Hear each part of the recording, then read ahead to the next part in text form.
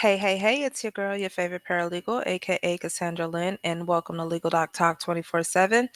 All right, so this is an update to the DJ Sky High Baby arrest. So, come to find out, her boyfriend, I didn't even know that this was her boyfriend, Frederick Curley. He's an Olympic medalist. I believe he ran the 200 and some other events in the track and field. I think he won two bronze medals this past Olympics, but that's neither here nor there. He has been arrested, and he is the individual that we all seen on IG getting abused by the police in that video. But I wanted to come on here and let you know what the charges was and give you guys the full story as to what happened and what led to that incident. So let's hop on into it. All right. So here is his the booking results. He is in Miami-Dade. Um and it shows. Now here's the very interesting thing. There are two there are two case numbers on here, and the latter I'm not I don't know. This one is kind of weird, but I'm gonna read it to you guys.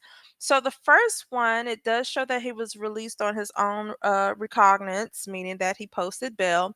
And it says PC found CT 1 through 3 released outright. Don't know what that means. But the charges. So the charges is battery, police officer, corrections firefighter. So obviously battery towards the police officer, bond to be set.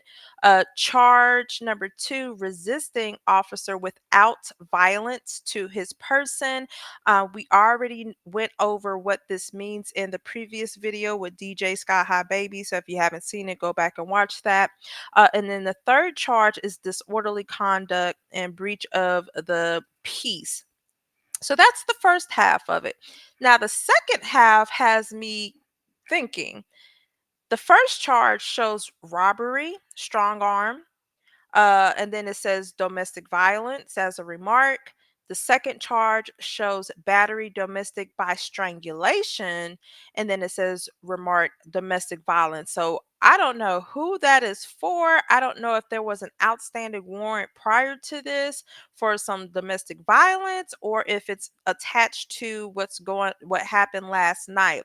But that is a totally different case number, not even associated with what happened last night. So I'm going to dig a little bit deeper and get into that. So let's go and read this article. This is from the local 10 news in Miami.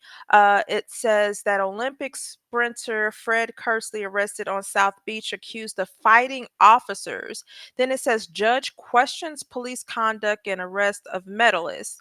It says an Olympic medalist is facing legal trouble in South Florida after police accused him of assaulting an officer during an incident in Miami Beach. Fred Kersley, a sprinter who won silver for the United States at the 2020 at the 2024 games in Paris, is facing a felony charge and two misdemeanors in Miami-Dade County. The 29 Frederick Kersley, who was born and raised in Texas and now resides in a I don't know why that's relevant, but now resides in a 5-bedroom home on the western edge of the Goals area of Southwest Miami-Dade, according to his arrest report. He faced a judge Friday afternoon. According to the police, the actions that landed him in jail jumpsuit took place just before 11:25 p.m. in the 100 block of 9th Street on South Beach. Police said Kersley approached a police scene with an aggressive demeanor and was concerned about his vehicle that was parked in the area of the scene. The arrest reports state that officers told Curley to go around the area but continued to be aggressive, arguing with the officers and eventually trying to force his way through two officers and grabbing the hand of an officer who put it up to create space between him and the athlete. Authorities said Kersley pushed an officer, leading to a struggle with multiple cops on the ground. At one point, police said an officer delivered multiple hammer fists to Kersley's head and elbowed him in the back of as he resisted arrest. Totally uncalled for. That right there is police brutality and excessive force.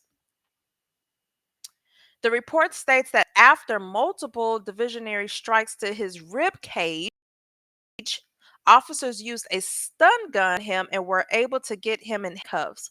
Authorities said despite being in handcuffs, Kersley was able to remove one of the stun gun probes. Police arrested him on a felony charge of battery on a law enforcement officer and misdemeanor charges of resisting arrest and disorderly conduct. Curley appeared in Miami-Dade bond court Friday afternoon. During a somewhat continuous hearing, his attorney appeared at his side out of frame in the court video feed, arguing that there was no probable cause for a charge of disorderly conduct. He also scrutinized the actions of the officers at the scene. This seems like a total misunderstanding, the attorney said. Mr. Kersley is a record breaking athlete. He served in the Olympics for the United States track and field team. He is a model citizen in our community. There is nothing more than an overreaction by the police.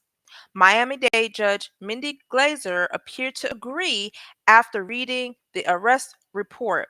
It looks like he was beaten up pretty badly by the police from what I read, she said. That's our contention, Curley's attorney said. This was a situation where he was inquiring and it turned into an action where a police officer was actively putting his hands in front of. No case that I've ever been involved in is there. For one individual, four officers needed discharging a taser. The attorney called the incident a complete overuse of any reasonable force by officers and a simple misunderstanding from the beginning that it was escalated by the police. And here we are, my client is sitting here, an Olympic athlete, and here he's spending the night in jail, and this could have been avoided if officers were able to have a reasonable conversation, the attorney said. The prosecutors responded, "He's a big guy, so I understand why multiple officers may have been needed to get him in custody." Prosecutors explained that the 6'3" Kersley pushing an officer justified a charge of battery on a law enforcement officer. Well, about what they did to him, retorted, "Was there any responsibility on behalf of the police?" She added, "Hopefully, there's a video and body cam that will show what happened." "I don't know what happened here, sir," Glazer said to Curley, "but obviously your behavior was not, you were not at your best behavior here when dealing with these officers." A Miami Beach police sergeant then appeared remotely, calling Curley pretty aggressive while justifying the charges and officers' actions. She indicated that there was body camera video of the incident. "Sergeant, this could have been handled a different way," Glazer said. Remember, Glazer is the judge. "And I don't know if other officers in Miami Beach are busy handling a lot of complicated crime scenes there, but I have a gentleman who's never been arrested. There are no prior arrests, who his attorney saying his competent in competed, who is obviously a professional athlete, and it's misfortune he got to his position."